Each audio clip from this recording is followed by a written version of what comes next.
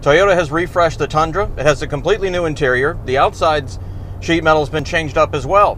Is that going to be enough to make it competitive with Chevy and GMC's all-new half-ton truck and Ford with the F-150? That's what we're going to find out today here on this episode of Rumblestrip.NET and 10-Minute Test Drive.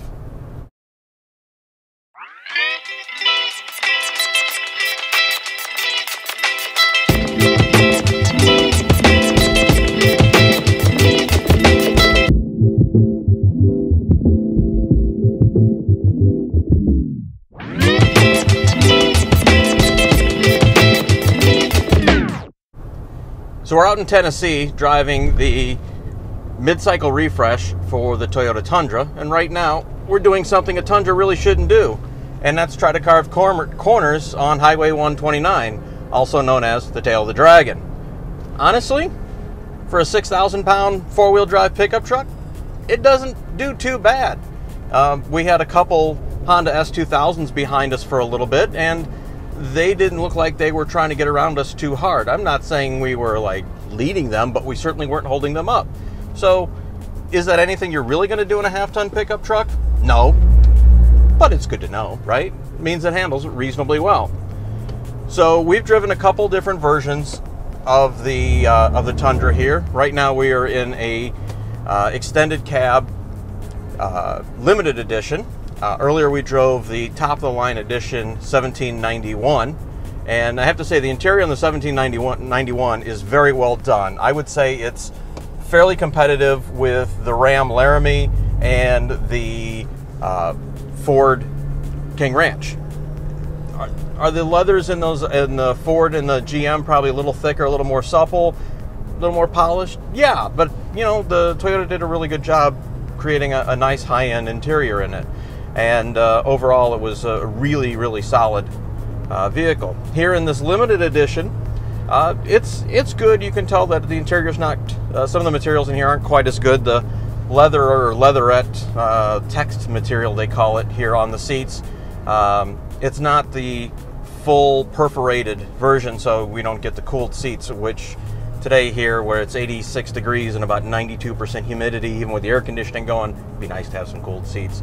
So I would recommend that you spring for that if you are checking the boxes.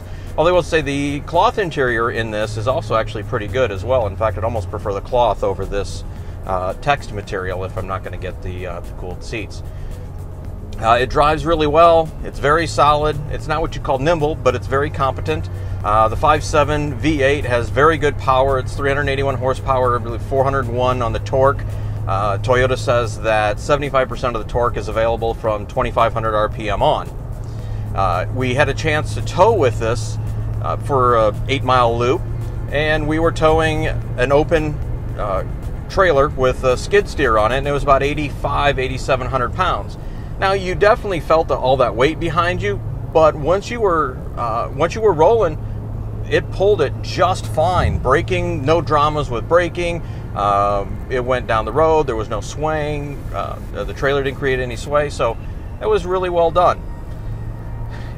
You know, at the end of the day, Toyota's only got about 10% of the half-ton pickup truck market with this. Obviously, Ford dominates with the F-150 and Chevy and GMC right there with, or not quite, you know, or a little bit back, and then Ram bringing up the in the third place with the domestics, and Toyota's quite a ways back.